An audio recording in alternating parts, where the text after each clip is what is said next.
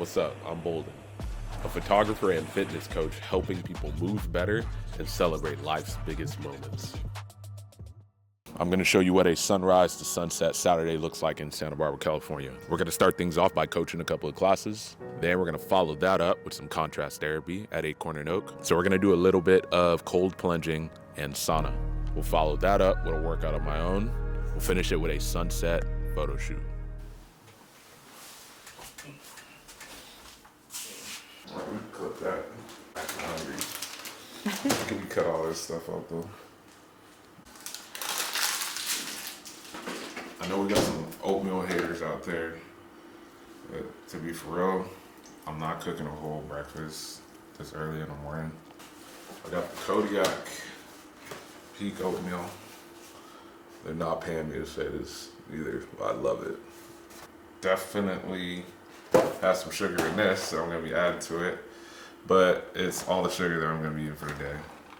It is 13 grams of sugar in one serving size, and I don't know if I'm eating one serving size.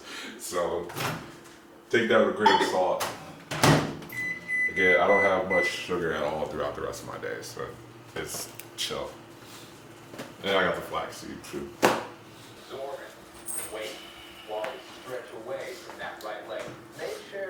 It was about February of 2024 that I was introduced to foundation training. A year and some change later, I am a certified level 1 instructor, and I'm very proud to say that I feel more empowered to help empower other people. I feel stronger overall. I know where more of my muscles are in my own body. I know how to activate them when I need it for whatever compound lift and whatever type of movement I'm engaging in. This is also just a phenomenal way to kind of stimulate my brain, turn on my cognition, and it also promotes great breathing and connection to the floor. So my feet feel stronger. I'm gonna be standing on them all day, so why not get it ready in the morning with something light, something fluid, where I don't need any equipment. I could even watch myself on the TV. Like, that's such a flex. I love that. Again, that comes back to that positive self-talk and getting myself ready to conquer the day. I also like to get some electrolytes in first thing in the morning. That's one of my favorite things to drink. I usually just drink water or water with electrolytes. I like this brand called Salt. It is, I think I'm pronouncing that right, S-O-T-E, and I also have Element on hand, or whenever I can have it on hand. So in the morning is my typical when I'll drink it, and then sometimes in the afternoon later on. I usually get up at 6 a.m. throughout the week, but Saturdays are special. I get up at 5 a.m. to make sure that I can show up to my Saturday classes on time, but usually it's 6 a.m. And I believe that normal window is about an hour of where you want to go off for your typical circadian rhythm if we're looking for that consistent sleep pattern. So I'm chill with it. I find that it's sustainable. Here. Right. If you know you have someone in this room who you'd like to partner up with when you get here, make it very obvious for me. It's an honor and a privilege to be able to share my knowledge as a coach with people and encourage them to move. This is a very high energy space at F45, and being capable of controlling this space and managing it and commanding it gives me a high that sets me off for the rest of the day, and it helps me maintain my purpose. I'm exposed to a lot of different demographics, people with different movement experience and different ability levels. That challenges me as a coach to be able to approach people where they are and hopefully help them take steps to get to where I want them to be and where they want to be. It's because of F45 that I actually got exposed to foundation training. So I'm forever grateful for that. It's changed my life, and I'm grateful to have met Dr. Eric Goodman and his team, and I'm hopeful to continue to grow and spread the knowledge of foundation training beyond F45 and beyond my own spheres of influence currently. So I'll continue to grow, keep working hard, keep grinding, and keep leveling up so people can notice, pay attention, and hopefully learn how to focus better and get more out of their day, more out of their movement, and more out of life. All right, let's get up out of here. Is that a cool outro? Big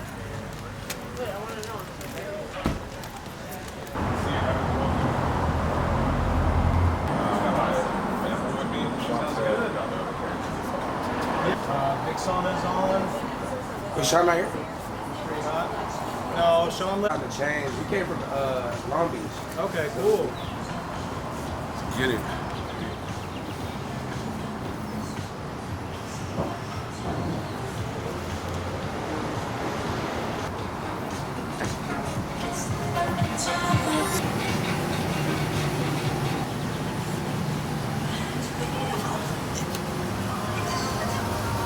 It's hot. 193. I taught about 120 people this morning, and it takes a lot of social energy to be able to do that in command room, command space.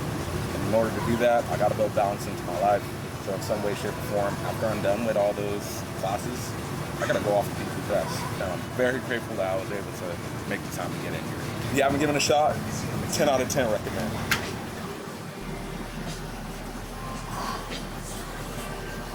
It takes a lot of concentration to breathe in there. As you inhale, you can feel the heat on your nostrils. But it's fun once you like get used to it. And then this is called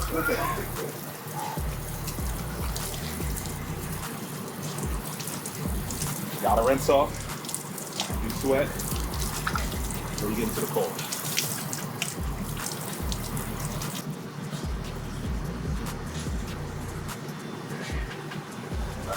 Sounds. 4-1.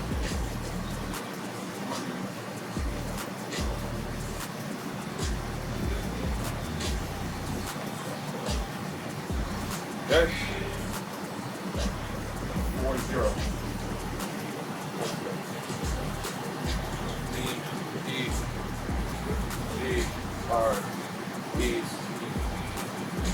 Yes.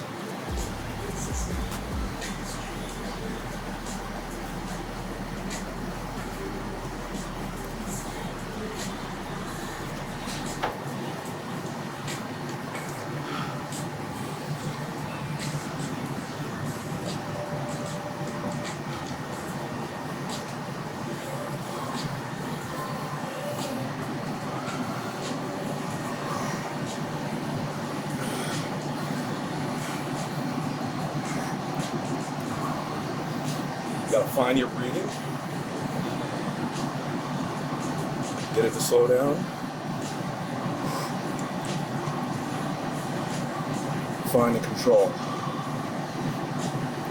I really like the way Dr. Huberman puts it. I like the way Dr. Huberman puts it by getting over walls of adrenaline. You feel a sort of rush of wanting to get out. And your goal is to get over that. Find your calm until you hit the next wall of adrenaline. Try to make it past that one.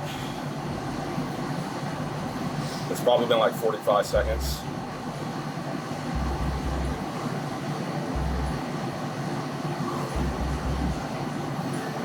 I'm feeling challenged, but I have control of my breath. And I'm doing my best to follow this and connect it to other challenges in my life. And remind myself that I'm capable of getting past this and enduring. It also makes it a hell of a lot easier to talk. So I'm talking to you to let the time go by faster. I feel like it's been 1:15, but I have no idea what the actual time is. Maybe we'll throw a timer on, see if I can make it the full 3 minutes on the first one. When it's been a minute since I've cold plunged, I tend to chicken out the first round, try to make it like a minute, but I'm feeling pretty capable right now.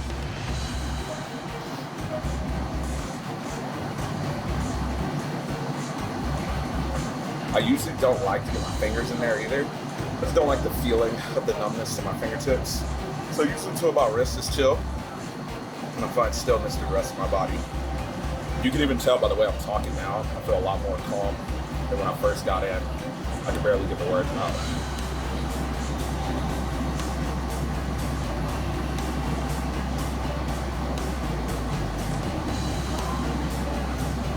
It feels like the space between those walls of adrenaline get a little bit longer each time, but they still slowly approach. And I'm just trying to find appreciation in approaching it and acknowledging that I've even made it this far. That timer, damn near saying 3 minutes, It's blowing my mind. It does not feel like it's been 3 minutes, but that's the mark. So I'm gonna call it there.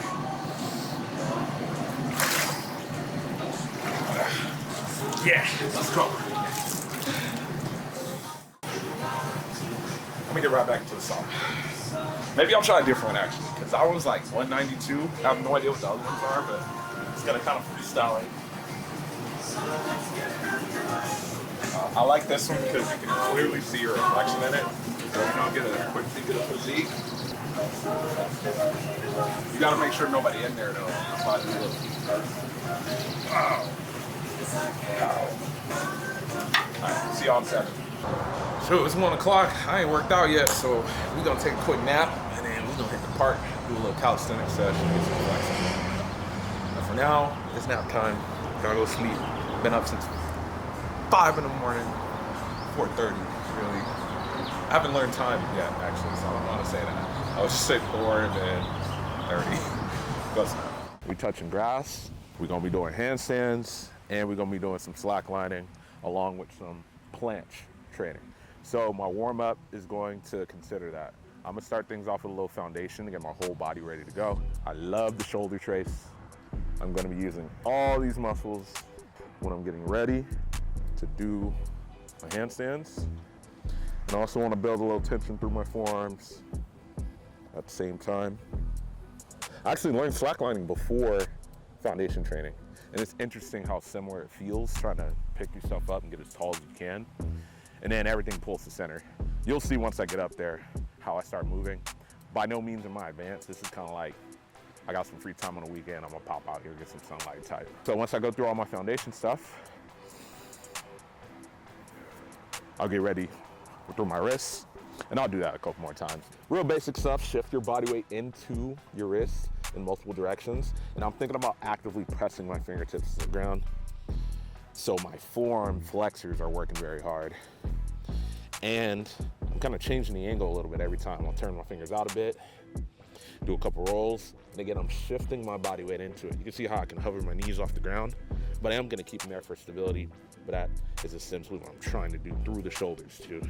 Find some movement in between, some extension means to open up the hand. I'll do the same thing on the bar since I'm gonna use them, but now I'm more focused on ulnar and radial deviation, which means this out of your wrist, shifting my weight, little side to side. I'm gonna have to make adjustments once I get up there for my first one. Maybe even a couple push-ups.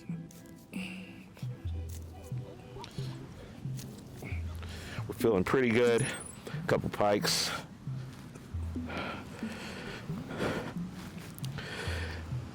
A couple leans.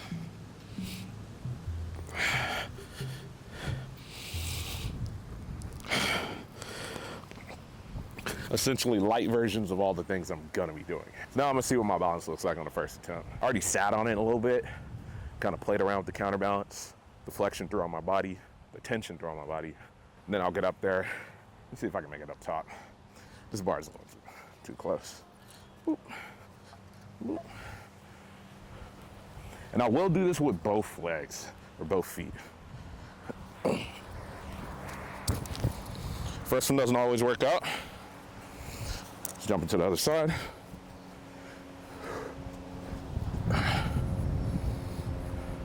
Let's move.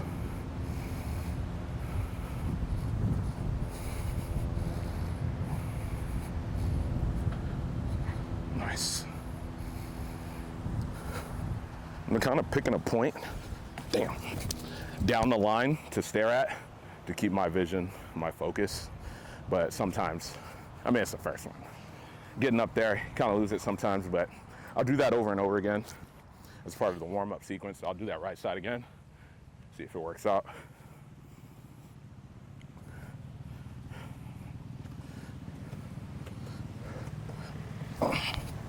Ah, there we go. Also set it up kind of high to be like stepping onto it, and it's windy out here. But I have the tension throughout my body. I'm doing okay for the first round. Using my breath to calm.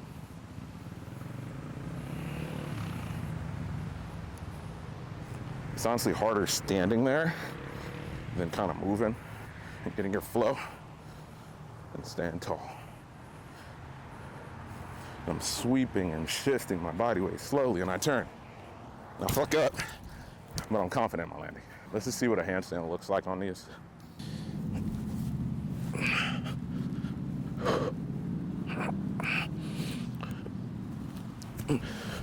It's all right. The hat kind of messes up my visual proprioception too. Sometimes I'll dump it. My friends are here. We're filming a YouTube video. Are you? My friend Sandy the other day. Have you ever done this before though?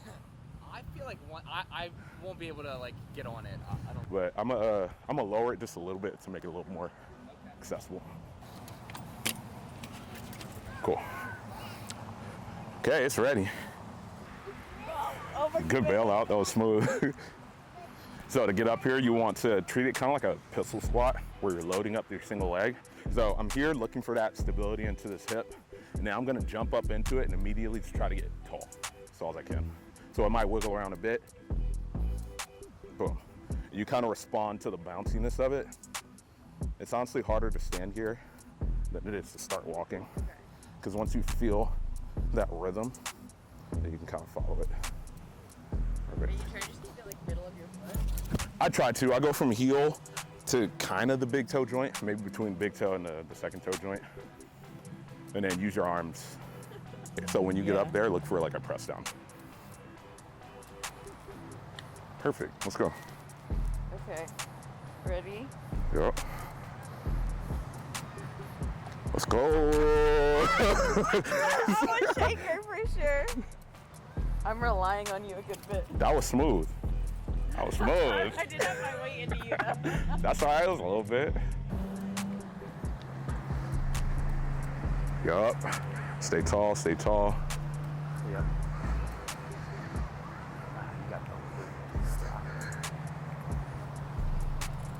Yeah. It's just so much of I this. know, my knee stability is Look for that adductor pull, like in. Yeah, the leg that you're standing, like imagine this leg is in contact. I'm pulling in the entire time.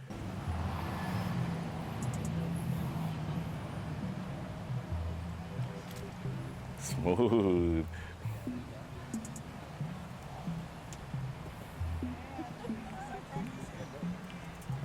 Yeah, that's nice.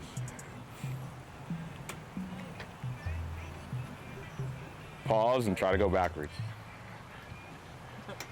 Yeah. Backwards is a little bit more intuitive. Nice. Really good. That was so hard. You were shaking a lot less than the first time. Yeah. Come on. Oh, I'm so short. I like how she on her toes. Get a zoom into that. Yeah, you're right. It's easier when I have 2 feet down. All right. Good stuff, show us y'all. something cool. You got a Back flip to on you. here? Not doing that. Hell nah. My Have you bet. ever done like some beam gymnastic stuff like that? No. No? That sounds terrifying, I honestly. know it is. Out of the hands. All the way through. But can I nail the turnaround? Let's go.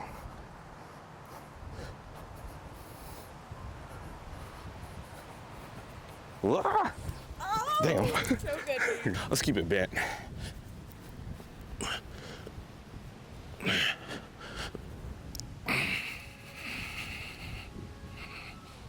Do I look straight? Yeah, you do. Let's go. Except your big ass. Damn. Let's go. Put that on the internet. Shit. You gotta flex, man. Everything is. Yeah, 100%. But no, you're straight, but you just have a big ass. You clip that, chat? Somebody clip that.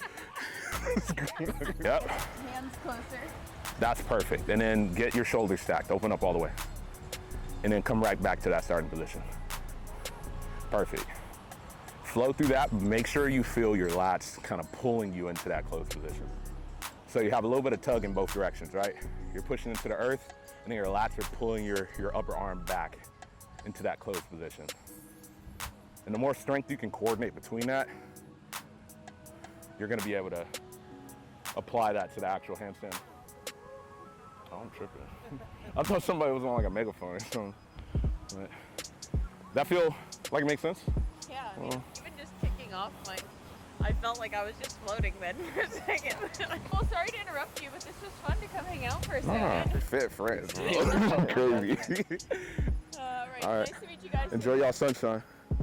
Calisthenics is such a fun way to exercise. I actually got into it because I was influenced by a couple of gymnasts and cheerleaders, but I personally was kind of getting tired of just weight training, and I wanted to mix something else in. Plus, we in Santa Barbara. Look at this scene. This is absolutely gorgeous. We have some pretty good visibility today. The sun is out. It's not too hot. We got a little bit of a breeze, which makes the slacklining challenging in particular. But this is a fun day. It's a great excuse to get outside, touch some grass, you feel me? Even ran into some friends, both athletes, obviously. I mean, look at them. They have histories in CrossFit, and I don't remember exactly when. They both have histories in CrossFit. We at Hendry's Beach, and we're gonna be showing you 5 different lighting scenarios. And we have our model, Jessica, here.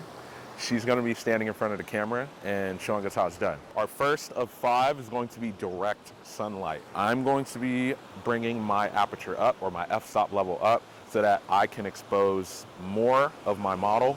So Jessica, I'll have you stand anywhere in this zone. We're going 3, 2, 1. Completely see our model, and we have a clear image of the background and what the environment's like. So that's our first of 5. Perfect, that was 1 out of 5, already done. Okay, the next one is going to be backlit. So we're just working with the natural light in the scene. And so what we'll want to do is actually make sure that we can get the shadow side of our model's face showing us, but get the sun off to the side a little bit so it doesn't blow out our entire image sensor. And so we got the ocean in the background. We also have a little bit of the green mountain hillside and some palm trees. So we'll kind of try both, see what we feel better, but we'll show you what the images look like once we get there. Now for light like this, I said around 45 degrees is where I want the sun to be off to the side, but I kind of play around with that depending on how bright the background is coming up once I look through my viewfinder. I can also reference my histogram and see how much of the highlights are blowing out on the far end, and I'll adjust my exposure to meet it. I usually like to go pretty shallow with the depth of field, so I'm gonna bring it all the way down to 1.4, and then I'm gonna find that balance or that distance where I like what the exposure looks like on the model and the background directly behind her. So we're gonna take a couple of shots. Perfect. 3, 2, and 1. Nice. I'm gonna step in a little bit closer. 3, 2, 1. Perfect. And as you can see, you can totally see Jessica's face in these photos, and you get a nice view of the ocean, so you have an idea what the vibe is, what the scenery's like. And we're gonna just turn it around real quick and see if we can get a little bit of the palm trees with the same energy. So I'm gonna have you stand anywhere over here. Perfect. And let's see if the same lighting setup works. You see the background's a little bit more blown out. I'll still take these photos for 3, 2, and 1. And we have a pretty decent exposure. This is all I have to work with. 1 prime lens, 1 camera. This is probably the angle I'm gonna go for just to give her a little bit of variety out of the shoot. And then in terms of composition, since we're here, you're gonna notice that we have a bunch of palm trees in the back. What we don't want is here where the palm tree looks like it's coming up right behind her head. Instead, give her a little space and move it off to the side and use it as a sort of framing. Okay, that's 2 out of 5. Our third. What was our third? Third, we're gonna look for some shade because the sun's like right there on the edge. We're gonna take a walk right next to the restaurant, and we're gonna see if we can find some shade behind that sort of erosion side. I don't know what it's called, but that's what I'm gonna reference as. And once we get there, I'm also gonna change lenses. So right now, we're actually working with the Nikon Z7 II. This is one of the earlier iterations of the Nikon mirrorless series. And we have the Sigma Art 35mm 1.4 on the aperture. Beautiful lens, I love it. So what I'm checking for up here is to see if there's enough space for my model to be completely covered in shade, but also to have a background that is not as bright as what's in front of her. And so you can already see I'm kind of tripping up here. I don't know if I want to put my model in this situation. So I'm gonna kind of walk around, feel it out. If I don't feel safe, if I don't feel comfortable, I'm not gonna put anyone in that position. So I'm just gonna take a little walk, see if this works. I'm all the way up against the wall. It's kind of iffy. And then I'm looking at my background. It's not looking too pretty. This one's probably a no-go. So we're gonna take a walk back and we're gonna see if we can find some shade under one of the palm trees and find a background aesthetic that both meets our criteria of being darker than what's in front of us and being aesthetically pleasing for the energy and the vibe that we want to capture. So let's take a walk back towards the parking lot. That one's a no. I don't like it. We're looking for a shaded area where I can get most of the light hitting my model's face, but the background to be even just a little bit less light so that it doesn't blow out the edges. And so right now I'm thinking if I could get maybe that sliver of beach, that'd be pretty cool. So I'm probably gonna have us walk over here.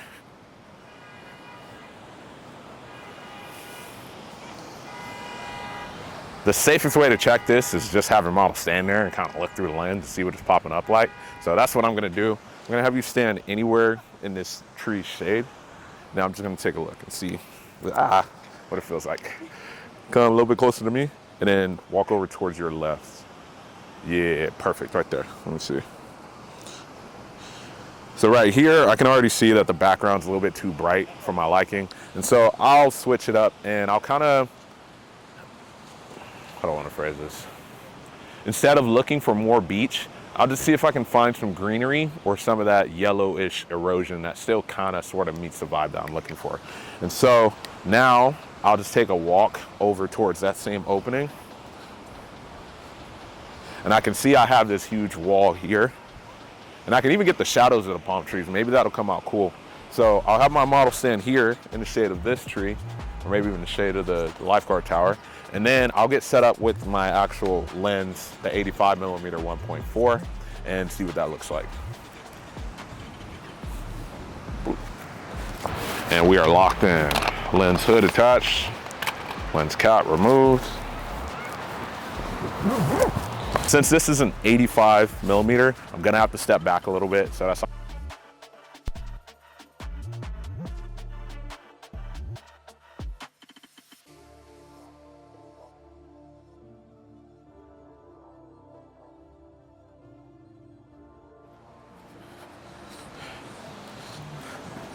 So I'm on my way up to this nice top-down view because we're gonna get a cool shot of our model on the beach with the sand and the water showing.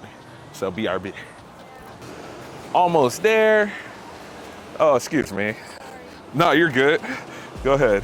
I'll stand in there, I ain't gonna lie to you. Yeah, that's cool. Wait, you're gonna be down there? No, I'm right here. Oh, okay, cool. Well, you want me up here just filming you? Yeah, you can film me and then Keena has a shot down there so we can see. Okay, so now that we're up here, I have changed lenses. This is the 24 to 70mm f2.8 Sigma art lens. This is also a beautiful lens. I usually use this as, honestly, it's my default. I'm gonna get a variety of focal lengths here. I'm also gonna try to shoot a little bit high, but really I just want beach, model, water, and islands. So I'll play around with the focal lengths a little bit, but I think that looks damn good. Yeah, and that looks really cool with her holding it up nice and high. I kind of wish the sun wasn't so low so we can see more of her shadow, but I think we're coming out with some damn good pictures. It looks pretty cool.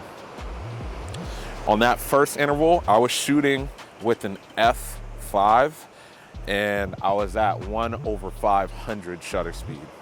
ISO, or my ISO, was at 200. So that is 4 out of 5. Return of the Mac.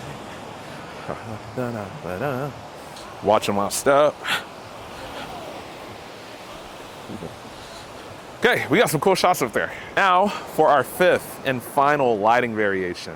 we're gonna be using this baby. This is the AD600. It is a pretty cool speed light, and I have attached to it a beauty dish that's basically gonna give me a little bit more directed light in whatever direction I have it pointed to. So for our setup here, we're gonna go back to that backlit. So we're just gonna find a situation that we kind of like, where we get a little more sun in the background, but we're not so afraid of having it directly behind us anymore because we have this flash to help overpower the sun. Let me look at some framing actually. My bad, G. You good? Celestine shouldn't be walking backwards. What I'm gonna do is make sure that I can see all of the background that I wanna get out of the final image. So I'm exposing for my background, and I'm also trying to expose to have a nice rim light around my model. Everything else is gonna be coming from this flash. So I wanna make sure that everything is set up well for the environment or the ambient light before I add in my additional light. So once I find something I like, now we're gonna connect our 8600 to our remote flash trigger, which I already have set up on the hot shoe. We'll see what it looks like. We're gonna go in 3, 2, 1. I think that looks damn good. So now let's take a couple of photos with these settings. I'm gonna try my best to keep about the same distance from the model. You can do exactly what you were doing up top. I love this and over the shoulder. We go 3, 2, and 1. Perfect. 3, 2, 1. And as you can see, we have a beautifully exposed photo. You can see the background very clearly, and we can see our model very clearly. This gives you so much more advantage to work with and so many more options, but it only works best when you know how to work with the natural light first as a default. My biggest thing with using external light or artificial light is trying to find a balance of how much I'm using this and how natural it feels with the environment. And I think I did a pretty damn good job with finding that balance here. I really want to emphasize though that this is not a typical day.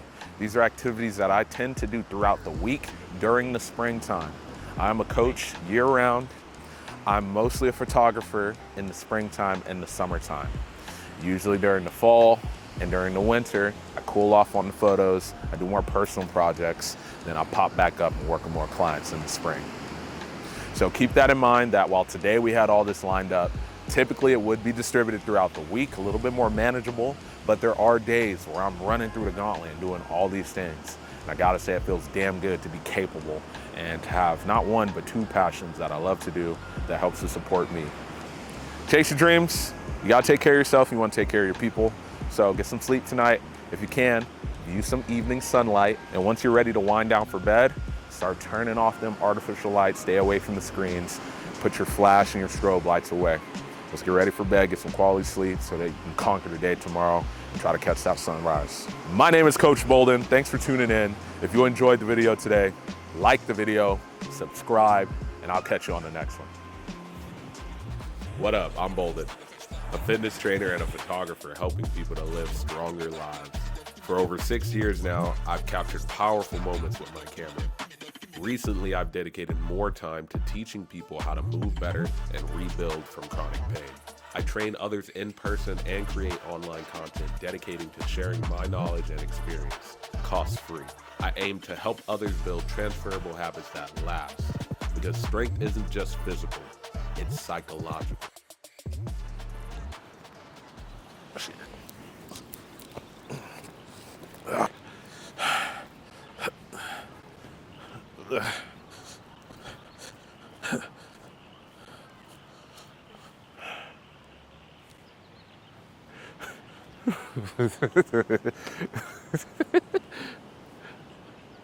It's beautiful.